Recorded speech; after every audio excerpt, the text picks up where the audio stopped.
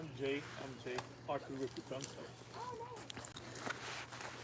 Mom, Doug? Doug? Okay, yeah, we spoke. Great. Not on my face, hopefully not. I was just playing. I don't think so. Let me know if I do. Pepper. Instead of blue. Yeah.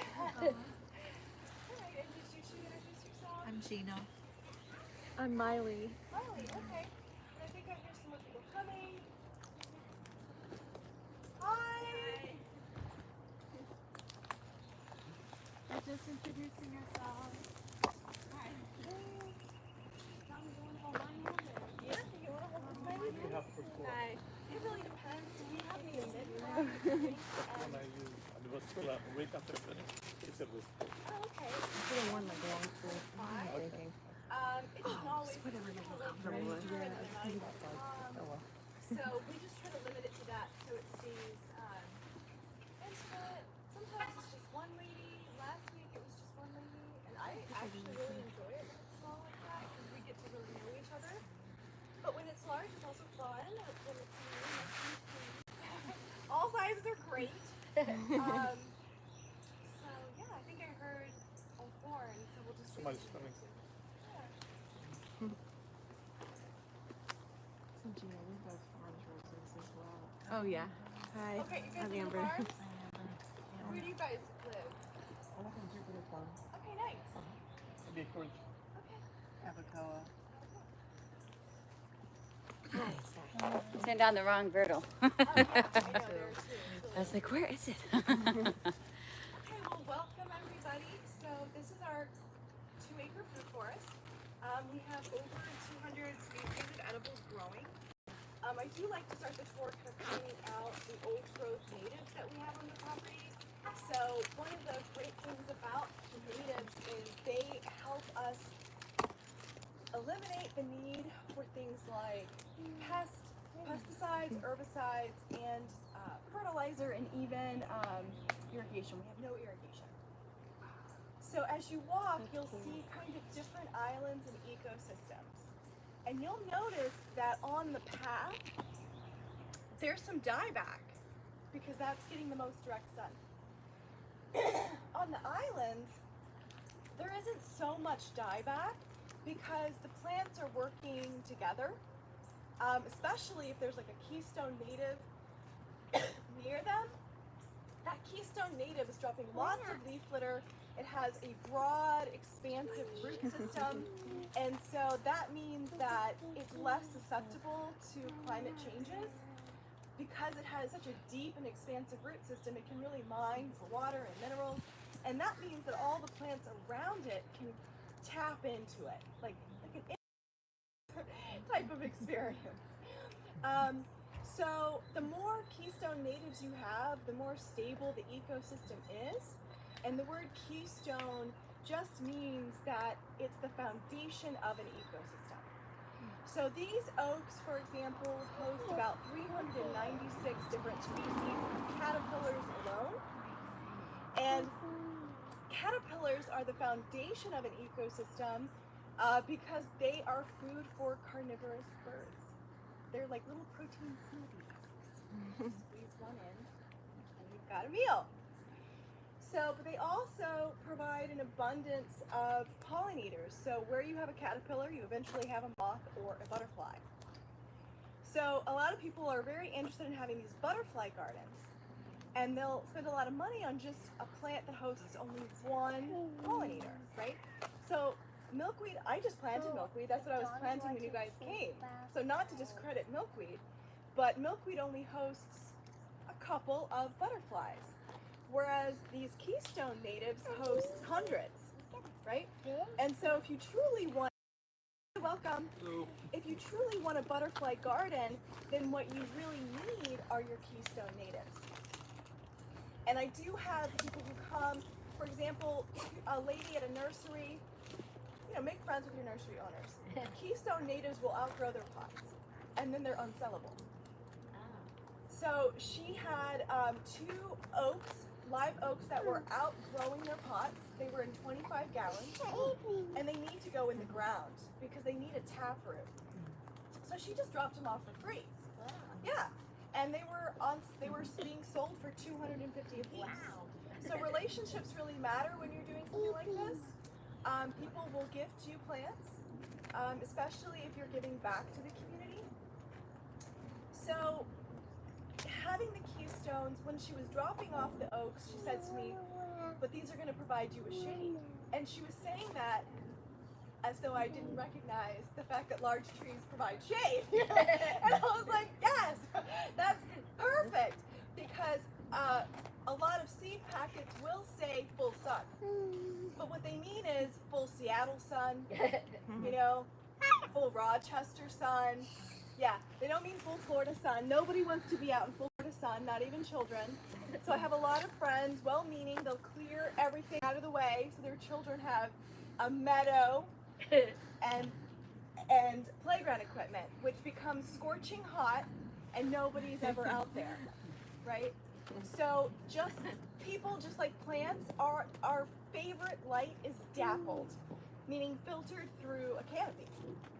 And so as long as a plant is getting 6 or more hours, then it will flower.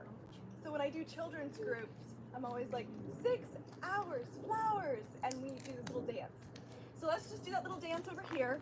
We can see that this plant is right under the canopy. It's under basically the broad reaching of 2 canopies. And it's flowering, no problem, right? And we saw the same thing, we passed another flowering plant. So the thing is, in Florida, you've got about 12 hours of very intense sunlight. So the plants are going to accumulate enough UV rays, enough radiant light, even under a canopy, for that 6-hour quota. But what you don't want is to max out the quota.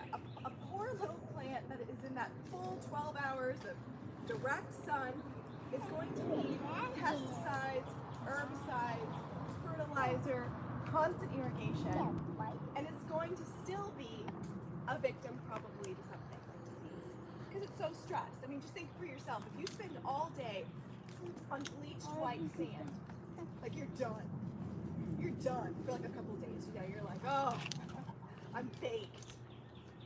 So that's what we're providing for our plants, and it's why we don't need irrigation. And we are, like right now it's dying back. So on one hand you might be saying, like, why would you possibly plant out right now? Well, what's dying back, we'll come over here and you'll see where I just planted. What's dying back is the competition. So all throughout here I'm planting pineapple and agave and chaya. And I have weeds. And I allow my weeds to grow and I use them as chop and drop.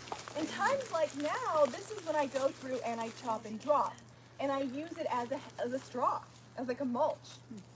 So basically, it's losing its moisture. And just like humans, when we lose our moisture, we sweat. Well, these plants, as they're losing their moisture, they're sweating. And so they're basically creating like a mist for my pineapples. So I don't want to chop them yet. I want to wait till they're good and dead, and then I'll chop them, because they've released all of their liquid for my desired plants. They're done. They've cooked. So in the areas that look pretty cooked, like it's just brown straw, I'm going through and I'm planting a drought-tolerant pollinator plant, my milkweed. And I'm just hand watering right there. So you can use the seasons to your advantage. And here in Florida, we have year-round growing climate, year-round growing conditions, and we want to maximize that. So you can see on the paths that have the direct sun, there's major dieback, except for things like this. So we went through and we're impregnating this area with sunshine mimosa. So sunshine mimosa, people have done these little studies and they've taken thermometers and they just measure the temperature of the ground around sunshine mimosa, and it's between 20 and 80 degrees cooler. So we're going to continue to impregnate the lawn. This will colonize. This right here? Right here. Green.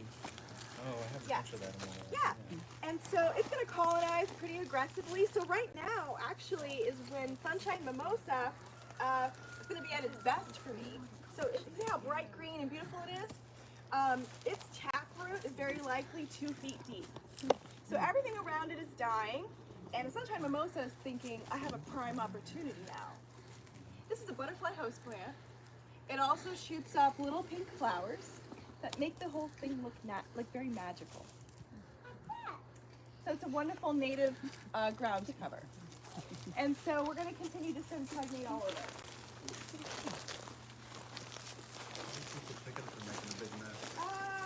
You don't. I know. You know, they do a lot of work in the yard for us. They are obnoxious at the same time.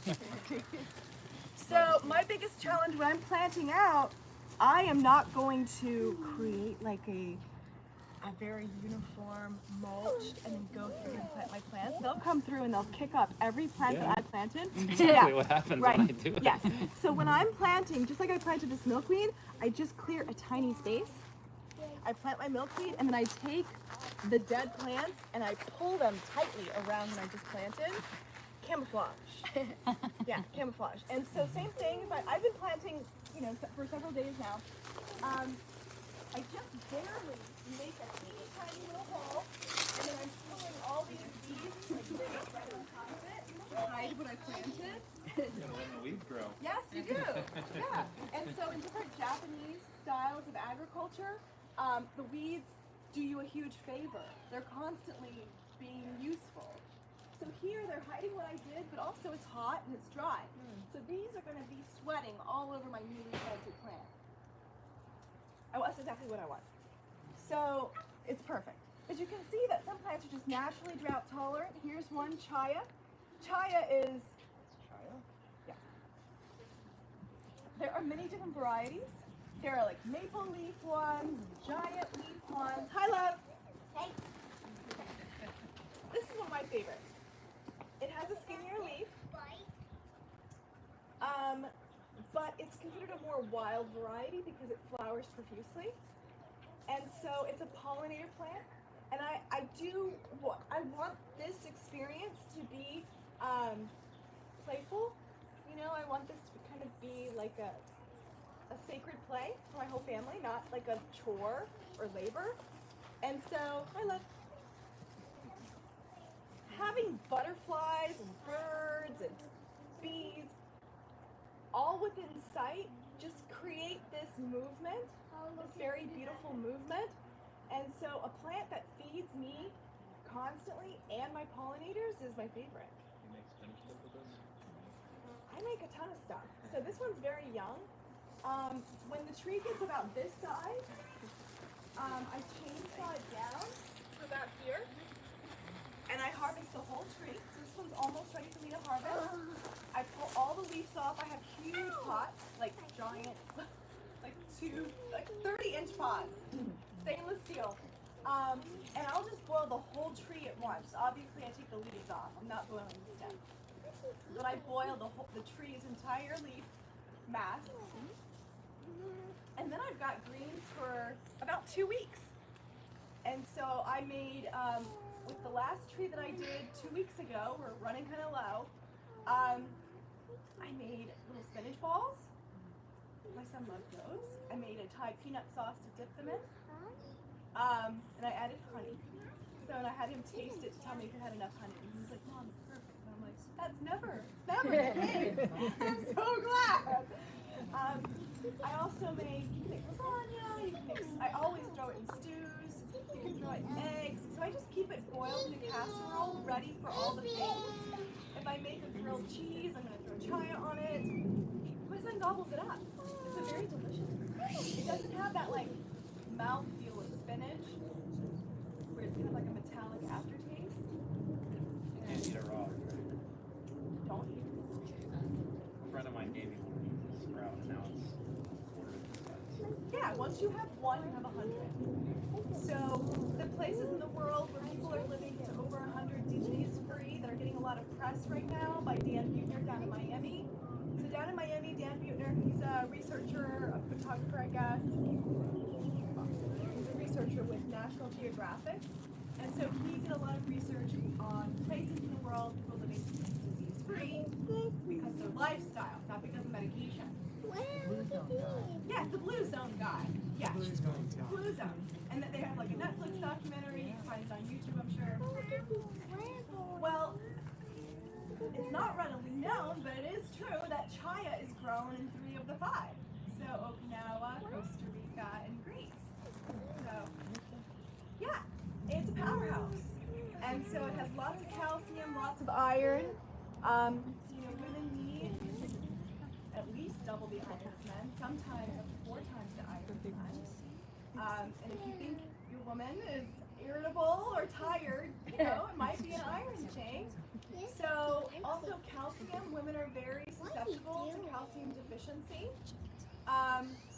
Women do have higher calcium needs than men. We're a factory, right? We're producing life. There's no cure for osteoporosis, only prevention. And so nearly the majority of Americans have osteoporosis onset. So this is a calcium powerhouse. It's beautiful. I love it. I crave it. It's amazing what organic food does. Yes. And I've eaten almost all organic food before. And I'm going to be some food I can't really eat, and I don't think any of that is. But it's what you eat and what you eliminate. And people don't realize how important the whole that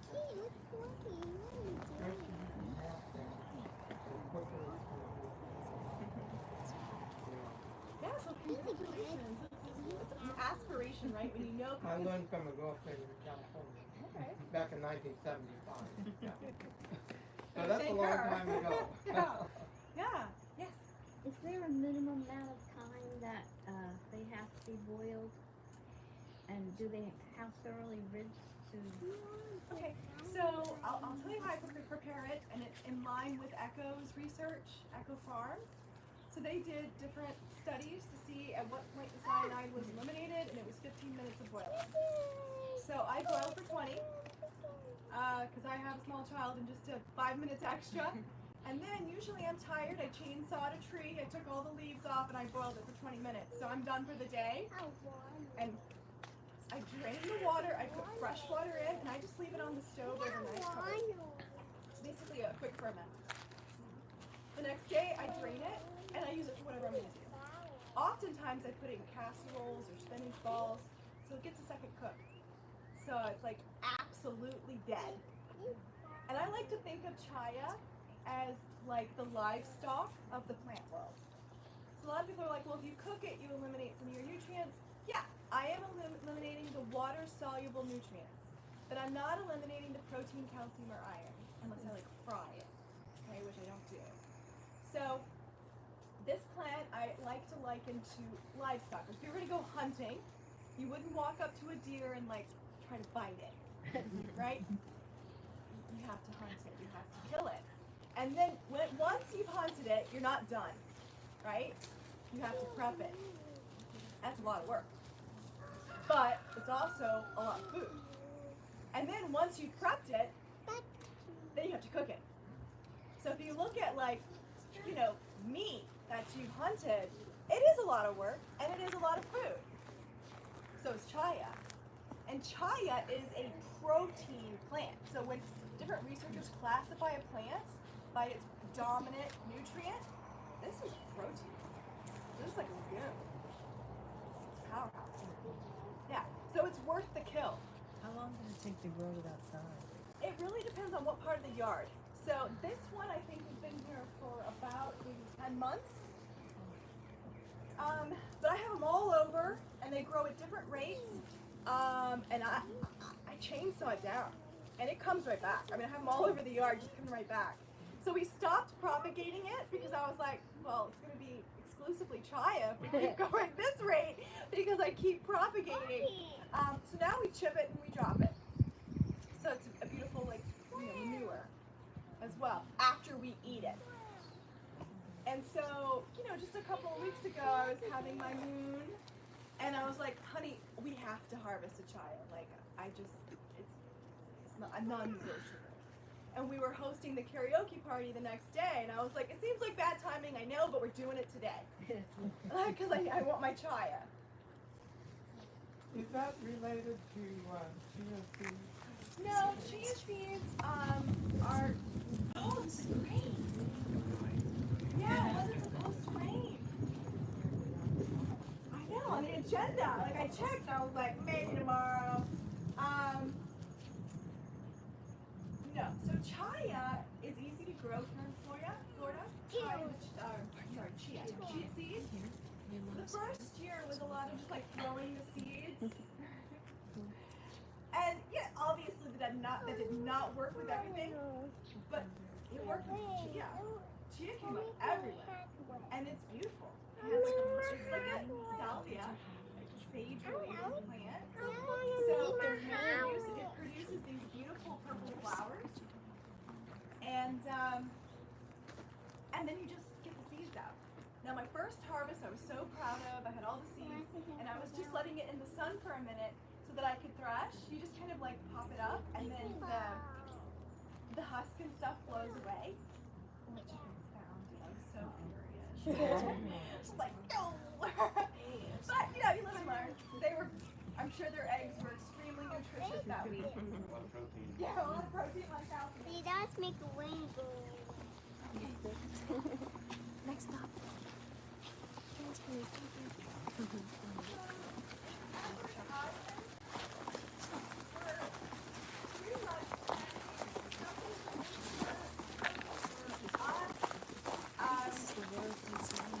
And then something that's just pretty. So we are a USDA farm. We do have agricultural exemption, which I think is very progressive of our government. We have decreased taxes. So for all of the complaints that I could make about the government, at least they are evolving their concept of agriculture, which they probably need to do at a faster rate. I would like to do that too. Yeah. Monocrop agriculture is a problem. So here I have a live oak. I have sugar cane. I have banana. I have a tropical almond. And they're all coexisting and playing nicely. Here I have a gumbo lembo, chaya, I have an avocado, banana, I have a Fukien tea here, and then I have this sunshine mimosa. So sunshine mimosa is the bane of different nativists' life. And I am a nativist. I think that we need native plants, we need pollinators. So I'm more of like a functional nativist. I'm planting my native plants for a functional reason, not like a philosophical reason. Like I want swarms of pollinators day and night. That's why I'm doing it. So I also need fodder for these pollinators that I'm hatching, right? And so I do know a lot of nativists who just plant host plants and they do not have enough nectar, and their little pollinators are starving to death, okay? So for me, this plant, yes, it's an invasive plant, but it's a powerhouse for nectar, and I see pollinators on this every season, all day long, from sun up to sundown, because it's just profuse. So I just know that my little pollinator is not going to starve. And if you've ever had a party with 3-year-olds and handed one a popsicle and nobody else a popsicle, then you know the viciousness that's about to ensue. Okay? Blood is about to break. So with pollinators, it's kind of the same deal. They're vicious and territorial, and they're hooked on the sugar. So you've got to give them as much sugar as possible, or they're going to be territorial and take each other out. I have seen a bumblebee body slam a butterfly. It was more like a hip bump, but it was effective to get that butterfly off of the flower. And you're like, you know, I kind of want them playing nicely. So we think of each zone as like a territory. Things like hummingbirds, we absolutely love. It's so beautiful to watch the hummingbirds. And so their territories are not very large. They will starve to death traveling. They need constant food. So we're trying to provide, you know, different little contained areas on every island. and just aggressively plant. So I am planting this one on every cardinal direction of the yard, north, east, south, and west. A hummingbird's heart beats 500 times a minute. I mean, it's just, They're right. They Yeah. can starve to death while sleeping. yeah. Yeah. Wow. Yeah. It's a liability being a hummingbird. So we're trying to provide for them as much as possible. You want to get down and watch? So this is another oak.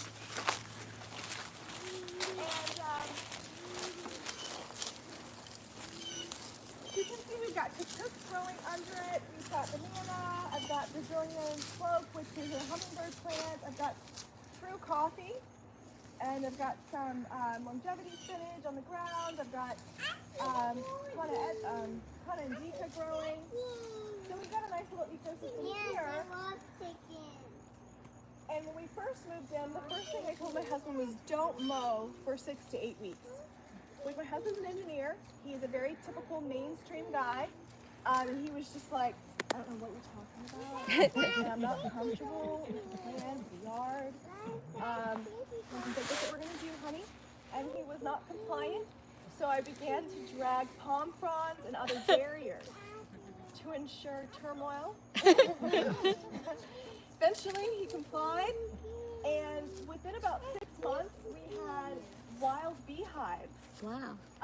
And our beekeeper, we do have 26 managed hives, which I'll show you. But we just had hives dripping from our trees.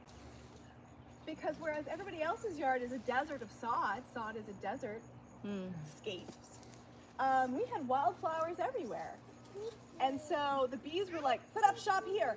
And the beekeeper is like, if you allow no mow zones, like no mow islands, and just mow paths, then the bees will grow on trees. Yeah. And that's what they did. They just dripped from the trees. You would see honeycombs just dripping down. Pretty incredible. Are we living in about the best climate for things to grow and growing organic food and things like Yeah, that? I would say we're pretty darn lucky. So we're one of very few subtropical areas in the United States. We also have ample rainfall, and we've got different coastal benefits as well that can help to stabilize the climate. Now, obviously, we have hurricanes, but that's our one liability in terms of growing our own food. And so many of these plants are very hurricane resilient, and when you grow in tiered systems and layers, then you have lots of wind breaks. So I have had people come to me and say, well, what about the hurricanes? Like, aren't you nervous? And I tell them, what do you know about wind breaks? Because wind can accelerate, and you don't want that acceleration to gain momentum before it hits your house.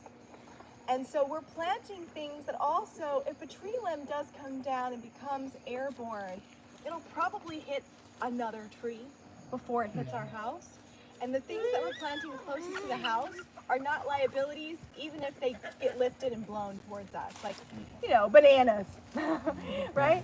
Let the limb hit a clump of bananas, that's not a liability for us. Now, we did a lot of back and forth about our driveway. My husband lived through Hurricane Andrew. He was in the house, roof blew off, so he's got some firsthand experience there. And we do see a lot of people doing landscape around their house with rocks. And my husband's like, that's a no-go for me because those are bullets. And so if you're talking about hurricane liability, doing your landscaping with small pebbles is a much greater liability than planting like keystone natives as a perimeter and then herbaceous, closer to your house. Now we did install a permeable driveway that has these little pea rocks, but it's in between the turf stone. So the likelihood of them becoming airborne is very low. And they're also underneath canopies of native trees. So just kind of thinking, if you've got no plants and only rocks, then you've got bullets. Yeah. Again, if you want to have coconuts, they go on the outside of the yard. And if you can, harvest them before, because those are cannonballs. Yeah. Yeah, So, I mean, you want to like plan for the liability of a hurricane, but otherwise we're pretty fortunate. And so when I hear a lot of the news reports about like climate change, I get nervous and I'm like, I live in Florida. And yes, we're going to have some coastal issues. So when we were buying this property, we were looking at how high above sea level it is. And we're looking to buy more land, and we're like looking, there are flood maps. And so we're looking at flood X, doesn't flood, and how many feet above sea level it is. And so we're going for the highest. That's why I put a 4-foot stem wall on my house. Yeah. You know, just in case. Yeah, just in case. Yeah. You want to think about that. And then you've got gravity flow Yes. for your plumbing. No, exactly right. Yeah. And so our islands and our swales are using that same concept on a much lesser level. So we're building up the islands, and some places in the yard, the islands are like 8 to 12 inches higher than the mow pass. So as we're mowing, we're compressing the soil, and then we're putting mulch and chop and dropping, and then planting all sorts of things, deciduous things and other things. So the dieback is a benefit to soil. So if you've got the weeds dying first, then they're building soil for the more resilient trees. So as you compress the soil, the water will flow like a riverbed where you've mowed. So the loam will catch a lot of the water. All right, we'll come around. Is there any advantage to putting black topsoil on your island if you're going to grow carrots and things like that? So things that are tubers like carrots, potatoes, radish, these things actually don't need very fertile soil. And so, I mean, pure sand has very little nutrients. Yeah. But if you're amending with like mulch and chop and drop, you might find they grow just fine. So I usually use daikon radish, which is that taproot, it's kind of like a carrot. I use them as a ground cover. So in the winter, I fill all the little 4-H children's hands. I buy a big bag from Outside Pride. You can get like 20 pounds for like 20 bucks or something crazy like that, like nothing. Whereas if you try to buy daikon seeds from a distributor, it's like 10 seeds for $5. And this is like tens of thousands of seeds. So I just like fill their little hands. They like stuff their pockets. And I tell them just run around, and wherever they see dead grass or where the chickens have obsessively tilled, throw the radish. And sure enough, the radish come up, and I usually let the majority rot. My son loves to harvest them. Yeah. And when he harvests them, he'll eat them. So I'm like, my son's eating radish.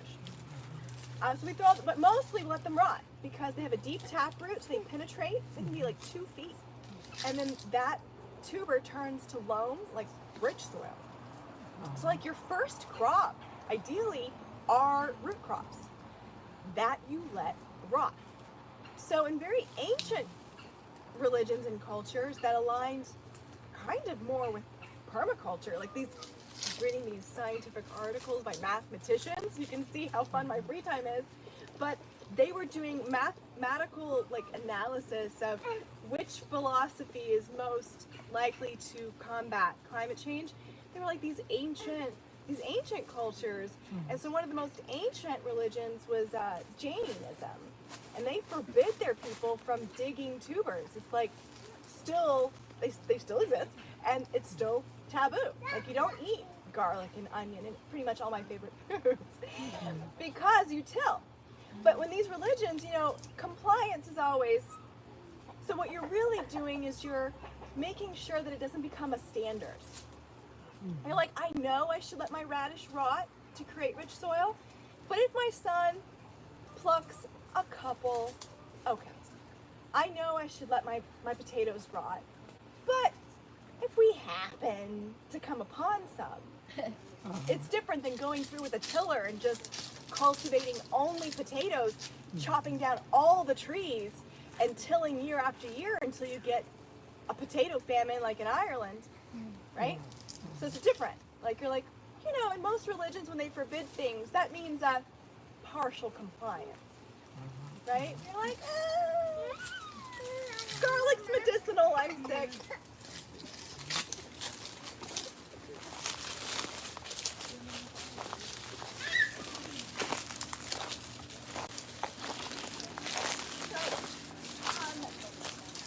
Our favorite parts of the yard are where there is no direct sun.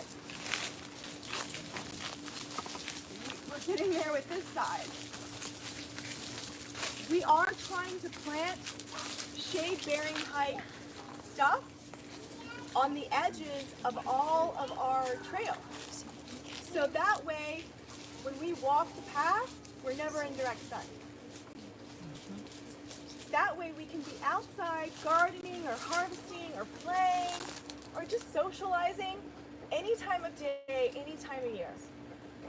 It is at least 20 degrees cooler under a tree. And then if you've got things like sunshine mimosa or other ground covers that've got like a 2 or 3 foot taproot, it can be even cooler. So you basically have an outdoor AC if you've got a canopy and a deep penetrating taproot system. So that's kind of our goal. Is the mimosa a better ground cover than perennial peanut? Perennial peanut is a nitrogen fixer. So is sunshine mimosa. Sunshine mimosa does have much deeper penetrating taproot. It does die back in the winter a little bit. So I think that if you have to pick between the two, don't mix them. You know, let them compete. And in some areas, perennial peanut will win out. In some areas, sunshine mimosa will win out. And if you need a third, and it's great to interplant and have a third, frog fruit is a great one too. And so we have those kind of all over. So,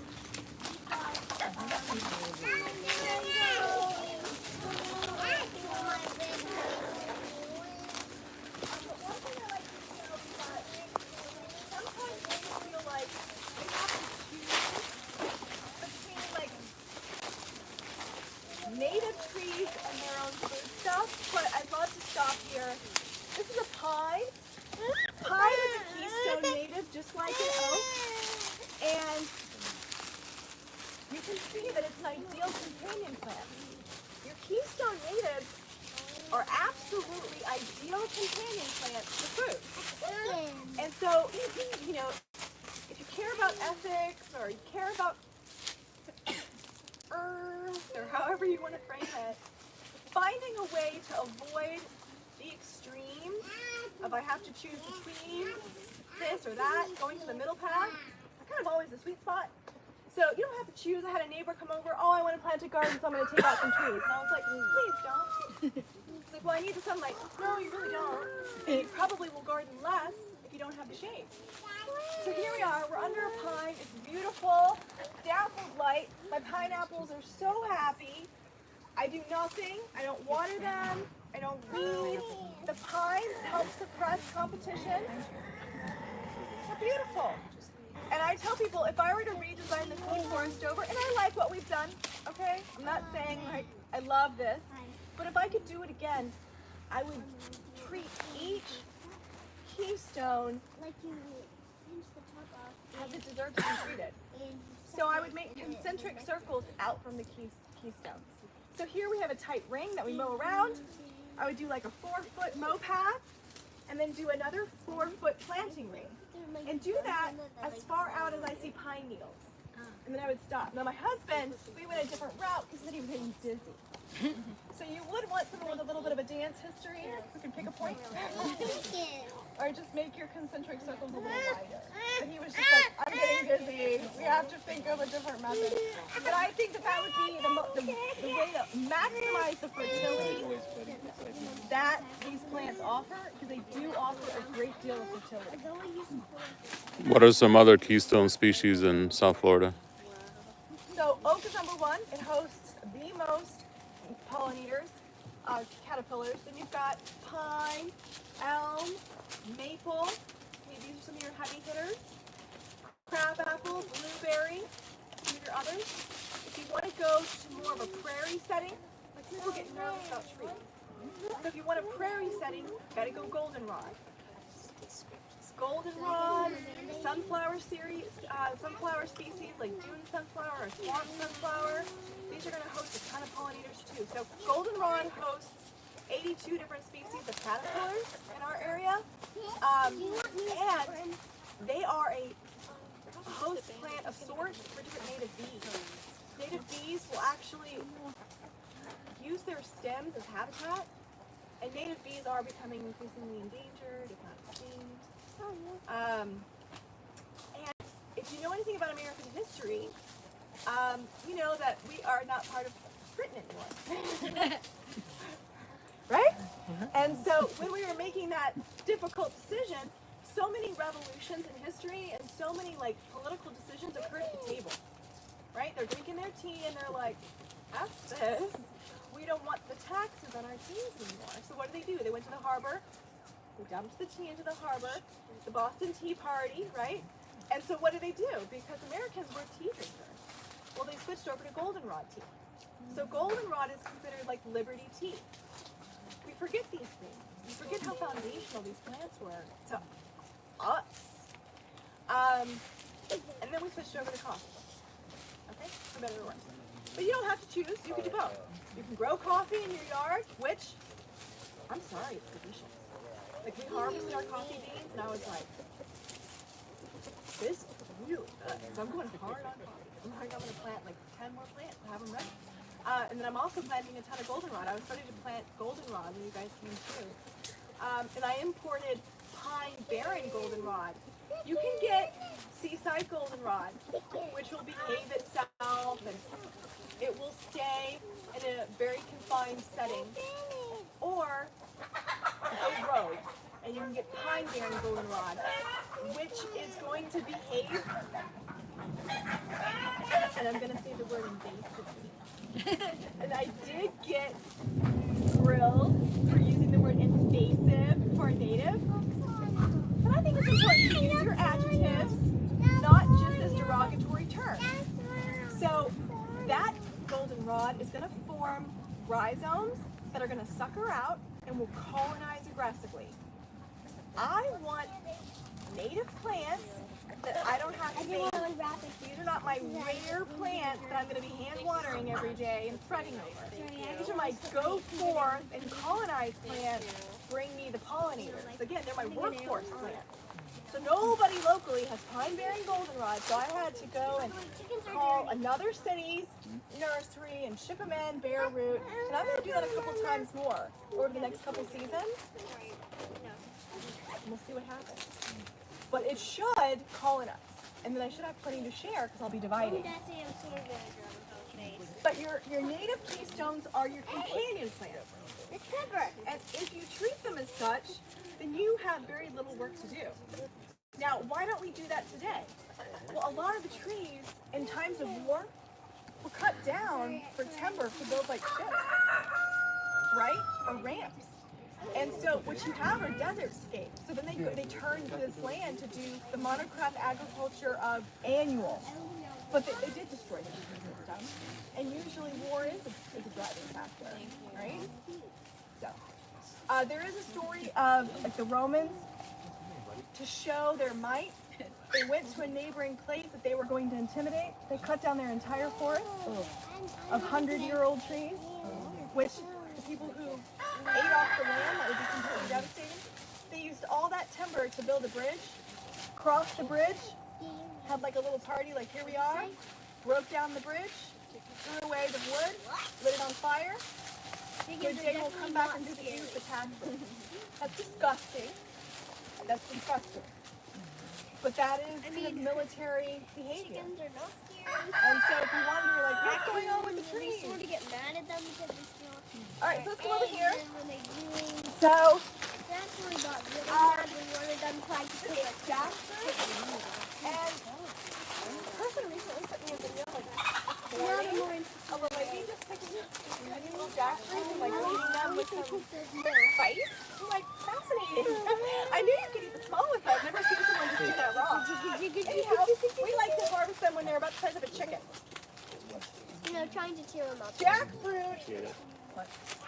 Is the plant that we are planting, other than banana, Didn't really tickle him because I didn't want to, Constantly. you know. So every time I get a jackfruit, I'm saving like 15 seeds, 20 seeds, and I'm Didn't want to get him gifting dirty. some and planting some. And I'm not doing that because of the vegetable jackfruit or the fruit jackfruit. I'm doing that because the seeds are a wheat berry equivalent. So it's like it really doesn't matter what your political stance is or what your viewpoint about climate change is. It doesn't make any difference. It's like if you like clean air, it's a jackfruit because the leaves are an air purifier, right? If you like shade, plant a jackfruit because it grows to shade-bearing height pretty fast. If you have an HOA or another sort of judgy neighborhood, plant a jackfruit. It grows into a conical shape without you doing anything. It's considered an ornamental edible. I'll finish my little spiel about the jackfruit and then we'll go inside. That's my timer. That time's up. So, if you do have any concerns about the fact that the religious extreme and scientists are suddenly agreeing about the future, right? Famine, fire, and all the things, plant a jackfruit. So, in a lot of cultures that have experienced famine, rice growing areas do experience more famine than corn or wheat. But 60% of the entire human race's diet is just rice, wheat, or corn. And for Americans, it's pretty much 60% wheat. So, you know, if you want to have yourself an adventure of self-sustenance, or if you want to just like an adventure of like, how do I make my own bread from the garden? Jackfruit. So, in areas of Sri Lanka, they were growing rice and they experienced famine. And a lot of rice growing regions do experience famine. And here's why. Rice just flowers for one 24-hour period. If it's raining during that 24-hour period, no pollinators are going to come and pollinate the rice. So you have a complete loss. So in Sri Lanka and other areas, this occurs, and then there's an issue. Now, some of the Sri Lankans knew that they could just mince up the jackfruit seeds after boiling, and they have a rice substitute right there. And one tree provides a family with 4 times what they need. So my family, you know, when we're using wheat for everything, we go through a 5-pound bag a week. We're a small family, pasta from scratch, bread from scratch, all the things from scratch. 5 pounds a week. This tree will produce up to 200 fruit a year. Each fruit can weigh up to 100 pounds, and it will live about 100 years. So you've got a wheat substitute that's gluten-free. Do not, because it's producing avocados right now, okay? And we don't want to shake the limbs. So, if you have anytime you feel nervous, go to Food Town, buy yourself a jackfruit, and then use all the seeds and plant them. You'll have about a 90% germination within 3 weeks. And you can give to everybody you know a jackfruit that's about a foot tall within a month. You're like, oh, you're feeling nervous. There you go. There you go, you're fine. Oh, you're feeling nervous. There you go. You're fine. Okay, so often it's like we hear these news reports, but they don't actually empower you to do anything. I've never seen jackfruit before, so that's It's beautiful. You can harvest it right now. You don't have to wait until it's like. And the thing is a lot of cultures, you know, carrying a jackfruit, they're like, that family is destined for triplets. Because the woman. So it's very fascinating. Also, they're like, oh, if you have a jackfruit tree that's producing, then you can host a wedding. Because one jackfruit will feed the entire wedding party. you can pull it apart and it's like meat. Yes. So I like to harvest it when it's about the size of a chicken, and then I cut it into wedges, cut off the center core, de-rind it. I put all of that into a pot, boil for 15 minutes, and then I shred, take out the seeds. I'll make hummus, I'll make bread with the seeds, I'll use it as gnocchi. Yay! Okay, we'll go inside.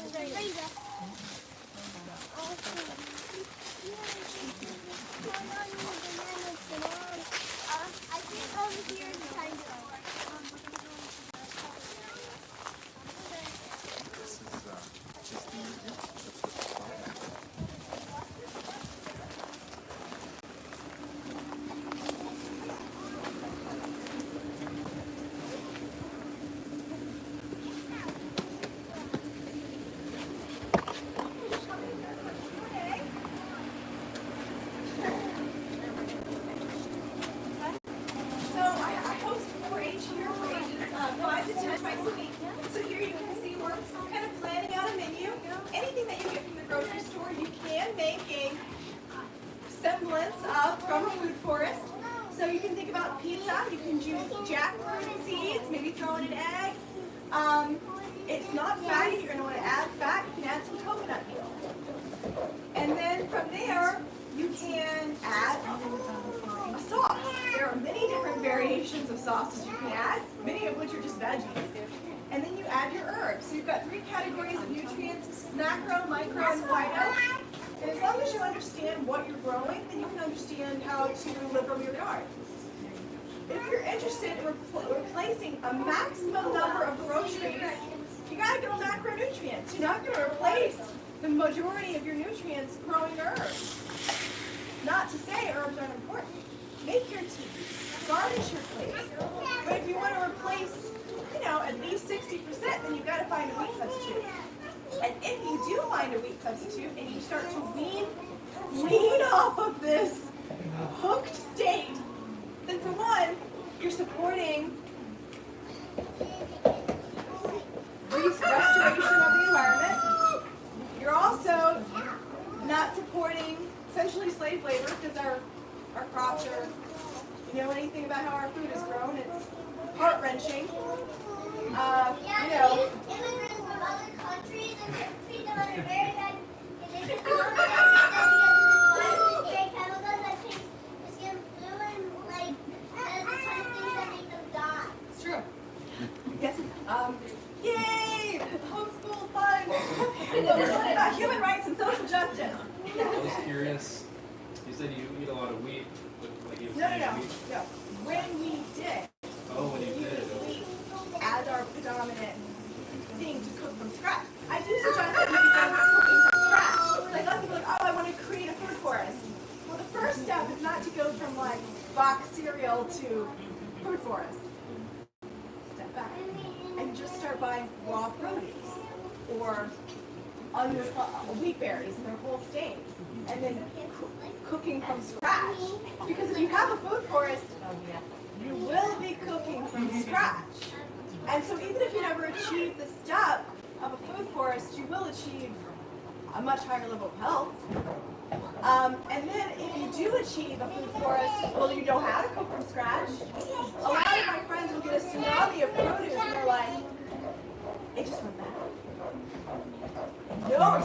No experience in produce. You notice I it think in you your might want to skin. take your shoes Oh, off. thank you. Your skin's also very lovely. You see the difference? And I've been doing this for almost 50 years. No, I noticed. I was like, this skin is very And I have lovely. this line right across the bridge of my nose, which is probably not there. I don't really have anything. No. It's the bonus. Yeah. You don't realize what's happening No, it's true. It's true. through your whole body. I think you tried someone just now, or maybe it just fell. I would aspire to that skin. We have to undo some of the damage of previous years, but maybe in 40 years I'll be like, oh, skin. So I'll stop back when I'm 120. do it, please. I would love that. Shoot for that goal.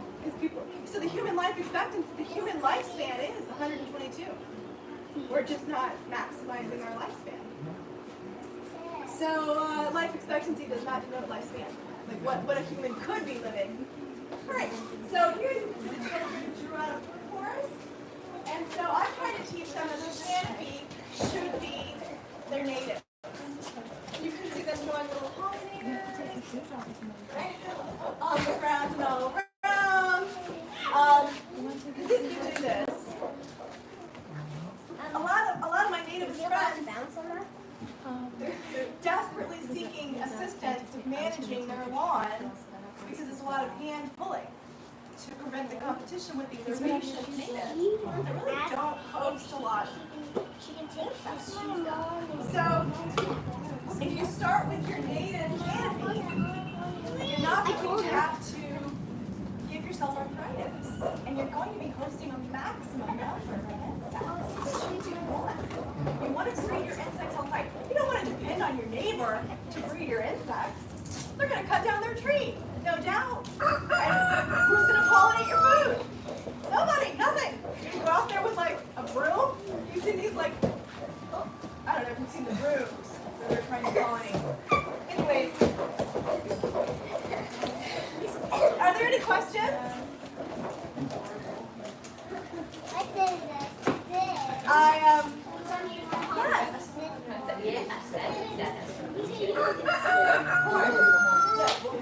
Worldwide, 60% of the entire human race's diet is predominantly just rice, wheat, corn, about 60%. Now Americans, European Americans, it's predominantly 60% wheat.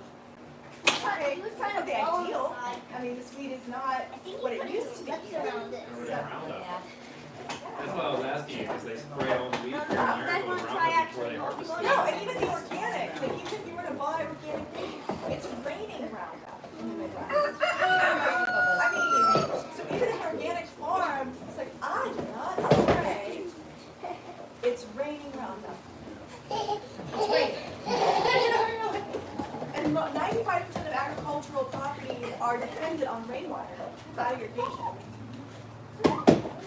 Any other questions? How much of your own food do you get from your food forest? Do you buy anything in the grocery stores? Our grocery bill ends up being about like $150 a week. And some weeks, like last week, we were like, Nothing about getting up. we didn't spend any money. This week, I was like, okay, we spent about $150. Look at this. And, okay, so like this week, we bought, I would not recommend trying I that. bought some nori You seaweed. might get hurt. I bought some purple sweet potato. I bought some flaxseed oil. My husband bought some avocados. Ours are ready. Not bad. Want to race? We do a garden program at Tree Top Academy. And on the way back, we can pick out something at a local Rosetta's. He picked out watermelon. That's fine. You can pick out a watermelon if you want more behavior. So we average about 150. I mean, that's well below the average American's cost. And I'm making mostly flatbreads from the garden. My husband is still experimenting with sourdough, so he's still using some organic meat. We have a his and her sourdough starter. Mine's from the garden, his is fed. But today, my husband made waffles and he used my starter. And I was like, this is a journey of love. Any other questions? So, I mean, we shoot for like 70%. That's our goal. Today at lunch, we had a veggie pie. It's kind of like, if you picture like a pot pie. And I used green banana and our eggs as the crust. And then I stuffed it with a bunch of veggies. You know. Yeah. In fact, I was aggressively texting a friend of mine to try to get her to trade me her husband's You might want to try watching hunting things for what we have. I'm like, how is it? You know? She's like, no, what's for me? Yeah, we like meat. We're in the middle. I like to say we're the middle path, you know? We're not like eating it all the time. A little bit. Alright, I hope you guys had a good time. I'm just going to do a little plug. I hope that you enjoyed yourself. You have a copy of my book. Kudos to you. If you don't, my book just has a one-page cheat sheet for all the plants we're growing. I'm going to be giving a free lecture at the Society for the Four Arts. Thank you, Pepper, for bringing me some pamphlets, and here's some pamphlets. And then here are some free bookmarks. And it has a coupon on the back for a book if you're interested. Yay! And you can give one. Do you want to give one to your friend? Do you want some? Again, bye. Oh, if you're interested in going to the seminar, call right away. It's free, but you have to make reservations, and they sell out quickly. Does that make Yes, I'm sense? bringing another friend actually to tour. Okay, good. And then if you want to attend another free lecture, we have the Society for the Four Arts. And my goal would be to, I've been recently in my lectures having people draw out their own semifores and kind of showing them some design ideas based on the blue zones. So I'll pull these. You're going to give me a sheet. So I'm opening it to my information, but Oh, okay. the location information is on this page Oh, on here. the bottom now. Yeah. So just open it up. And it's right there. All right, you guys. I hope you had a good time. Yeah. Would you like a pamphlet? No? Thank you. Would you like a pamphlet? Okay, we're together. Have you used this? You can get I him enjoyed to it use very it. much. You know, there's so many dimensions Oh. of what it is. Okay, my master's and my dissertation were 55 plus, and I focused on improving cognitive performance for both. If you Yeah. Google like Amanda Alder's cognition, all my research was on 55 plus and brain health. Yeah. Because I mean, my grandparents were so influential, and I love 55 plus. I was like, yay! I just love their coming. And there's probably like you have energy layers outside of your body, and if you're eating like this, you're not going to have disruption of, things getting in. Yeah. I mean, it sounds crazy, but it's, I don't understand that part of it, but I can kind of like visualize the essence of it, and I think it's very intriguing. yeah. Amber has come to many of our tours, and now, I mean, I hope it's mutual, but I feel like she's cared. And so she comes to our karaoke parties, and my son loves her. So stay in touch, and maybe you can come to our karaoke party. Uh-huh. That would be fun. Do you have a piano? I have a piano. Oh, we do. You do? Okay. All the frequencies that would be healthy, that's what I try to play. But I do play different hertz sounds for Wes sometimes. I think I have one more picture to go. Have a great rest of your day. Be careful walking out. It's starting to I'm so rain. glad I came, and thank you, Don't, man. don't, don't, don't. Somebody coming in. Drop Yeah, your I've line. multiple times. I'll be mad. Yeah, okay. I haven't done anything with my garden, so when I Yeah, if you want to do one I thing. told him that I did.